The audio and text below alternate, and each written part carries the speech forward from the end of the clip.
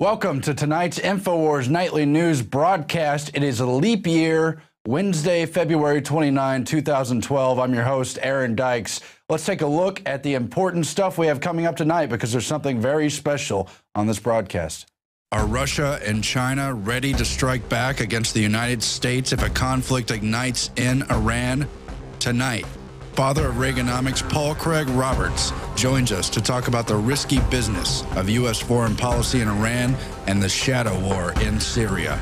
Then, our whole world has become a giant experiment by mad scientists. The exclusive debut of the brand new, long-awaited documentary by Alex Jones, New World Order, Blueprint of Mad Men, premieres tonight in its entirety for PRISONPLANET.tv subscribers as Alex Jones turns the tables on fear. Government, not terrorism, poses the real threat.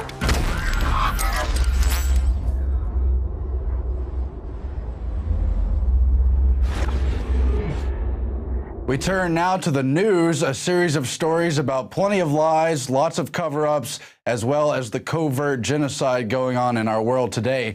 First in that stack, Obama issues policy directive exempting American citizens from indefinite detention, but skeptics fear future administration could still incarcerate U.S. citizens under the NDAA. That's Paul Joseph Watson's report. Referring to the White House and the fact sheet they released on the new presidential policy directive, explaining the administration would not like to use the kidnapping provision against American citizens, even though it asked for it. Section 1022 does not apply to U.S. citizens, they say, and the president has decided to waive its application to lawful permanent residents arrested in the United States, states the White House fact sheet, and a link to the PDF. But what's really going on here? You've got a president who tells nothing but lies, and they're trying to cover up for the heat they're going to get for the NDAA, which is totally destructive of the Bill of Rights, of our country itself and the Constitution and everything we stand for. And there's been a whole host of these lies, all to make sure people don't get upset at Obama and this Congress for putting this stuff on paper and writing. Remember, the Patriot Act was a big controversy, even though it wasn't stopped.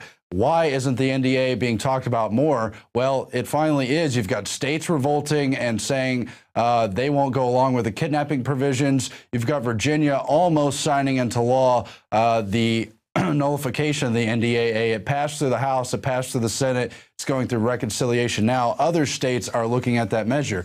Now, just remember where Obama's been on this NDAA issue all along. First, there was the deception that it did not apply to Americans. That turned out not to be true. Then the president promised he wouldn't sign the legislation, told people that for weeks, for months. Then it turned out he was going to do a U-turn and kind of reluctantly agreed he was going to sign it. And the ACLU and the human rights groups and others blasted him for doing so. Then there was when Carl Levin came out and said, well, we only added the kidnapping Americans provision to the bill because the Obama White House asked us explicitly to do so. They already had the language in the bill that would have exempted Americans and sidestepped that, but instead it was added at the request of the White House. Now, what is the White House? Who is the president anyway? Does the buck really stop with any one man voted into White House? Not since they passed the 1947 National Security Act under Truman, who made that quip about the buck stops here. In fact, it opened a back door to a lot of the globalist policymakers at the CFR and the other groups, including Trilateral and Bilderberg, who really have been coordinating our world government rise and the destruction of the United States for many years. That's why it's so dangerous. These executive orders, sometimes known as presidential policy directives, and a host of other names. You can look up how that name has transformed. But at any rate, Obama has lied repeatedly about the NDAA. When he signed the bill on New Year's Eve, when nobody's looking, when he knew the world was out partying and not many people were covering it, although we were here at INFOWARS, he still said, well, in his signing statement, I've reluctantly signed this bill, but I'm not going to use it against Americans. I don't like it. I find it repugnant, but I signed it into law. And now here they are again with this executive order saying it doesn't apply to Americans. Well, how is that going to stop future presidents whatever may be the intentions of Obama. So this stuff continues to be extremely dangerous. You cannot believe what Obama says, and it really looks like he's just pandering to civil rights groups and a lot of his leftist base as the election year comes up to make sure it doesn't become a bigger issue. And as I mentioned already, as many states look to nullify that repugnant law. Now, in other news, professor says prevent interspecies genocide, reduce current human numbers. And this is a Colorado State University professor, Philip Cafaro, in his Climate Ethics and Population Policy document. You can see it here on the page, Virtue Ethics and the Environment, and it's all about how to fight global warming, how it won't be enough to just slow population growth. We're going to have to reduce current numbers. Now it's somehow okay to kill people. It is past time to acknowledge the immense injustice toward other species represented by climate change, he writes, and other human assaults on the biosphere. The professor goes on to say, oh, he's a professor, you've got to listen to him, and to reform our environmental ethics and behavior accordingly. Going on in other parts of the document, ending human population growth is almost certainly a necessity, but not sufficient to prevent the catastrophic global warming change. Indeed, significantly reducing current human numbers may be necessary to do so. In other parts of the document saying, in fact, reducing human population may be necessary. In other part of the document saying, the question of coercion may not be avoidable forever. And we always knew the climate change thing was going there. We always knew that it was just another branch of eugenics as that entire model went underground, absorbed environmental movements to achieve its policies.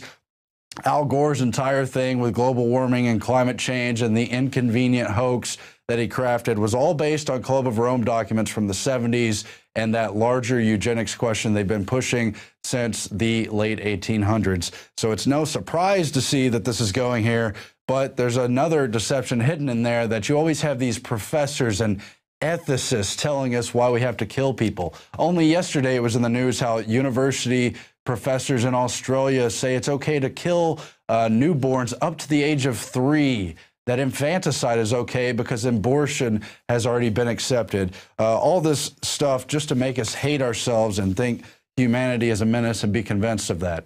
Total deception, like everything else. Turning now to another set of deception and lies, the TSA issue, as Steve Watson has a report on the government now saying TSA scanners are safe. But actually, it's just a regurgitated old report with old info. TSA head Pistole, a known liar, testified that the report would present new findings. In fact, it didn't. That report's linked in our report in PDF form from the Department of Homeland Security's Inspector General, concluding that backscatter radiation machines deliver, quote, an extremely low dose of ionizing radiation below the acceptable limits, just as they changed the acceptable limits for Fukushima and radiation on that issue. And they go on to quote Johns Hopkins studies again, even though Johns Hopkins came out and said those studies were misrepresented. You've got the NIST studies that the Department of Homeland Security and TSA cited. NIST said those studies were misrepresented. You had the big Janet Napolitano USA Today article where she came out and said body scanners were safe, citing the NIST. That was all lies and propaganda, and it goes on because there was a report back in 1998 where they found that these kind of body scanners would increase cancer deaths somewhere on the order of 100 per year. And remember, there is no safe radiation. Hospitals and so forth, dentist offices, at least adhere to some safety measures. Who knows if even that stuff is safe? But you've got the TSA not taking those measures, and you never know what exposure level someone's already going to be at. People are more at exposure for risk to cancer from radiation than others, so you don't know what's a risk factor in reality. Then you've got the other lies on the TSA because there's so many.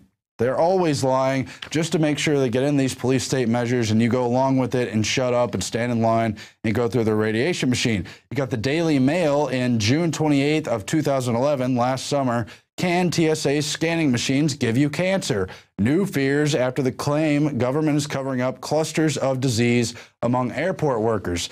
That's at Boston Logan Airport, one of the first, if not the first, to implement the body scanners. And the Electronic Privacy and Information Center, also known as EPIC, did a study, found that Homeland Security and TSA were lying, they were obscuring, they were covering up the dangers, and that they were, quote, not being forthcoming with the public about the true extent of the radiation risk.